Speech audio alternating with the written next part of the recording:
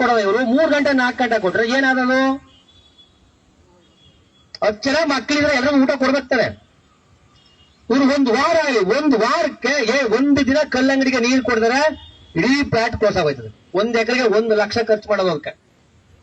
ಬರೀ 1 ದಿನ ಕರೆಂಟ್ ಇದ್ರದು ಅದ್ರ ಕಥೆ ಮುಗೀತು.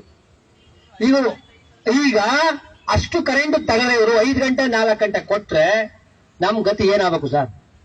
ಯಾರು ಹೇಳ್ಕೊಳ್ಳೋ ಇದನ್ನ? ಜೊತೆಗೆ ಅದ್ರಲ್ಲಿ ನೀವು 7 ಗಂಟೆ ಕೊಟ್ರು ನೀವು ಮೋಟ್ರ್ 5 ಗಂಟೆ ಅಲ್ಲಿ ಲೆಕ್ಸ್ ಹೋಗಿರ್ತದೆ, ಲೀಡ್ ಹೋಗಿರ್ತದೆ, ಯಾವ ಲೈನ್ ಮ್ಯಾನ್ಗಳು ಓಡ್ಲಿರಲ್ಲ. ನಾನೇ ಹಾಕ್ಬೇಕು. ನಾನೇನ್ ಮಾಡ್ತೀನಿ? ದಪ್ಪ ಹಾಕ್ತೀನಿ, ಟಿಸಿ ಹೊಂಟೈತದ. ಇವ್ರು ಸಣ್ಣವ್ರು ಹಾಕಲ್ಲ, ಇವ್ರು ನಾವು ಗಳಗಳು ಏನಾಗೋದು ದಪ್ಪ ಹಾಕ್ಬಿಡ್ತೀವಿ. ಹಾಗಾಗಿ ಇವರು ಇದರಿಂದ ಟಿಸಿಗಳು ಸುಡ್ತವೆ. ಹಾಗಾಗಿ ನನಗೆ ಒಂದು ಎಲ್ಸಿ, ಆ ಕರೆಂಟ್ ಇದ್ದಾಗ ಎಲ್ಸಿ ತಗೊಳ್ಳೋದು. 7 ಗಂಟೆಯಲ್ಲಿ ಎಲ್ಸಿ ತಕೊಂಡ್ರೆ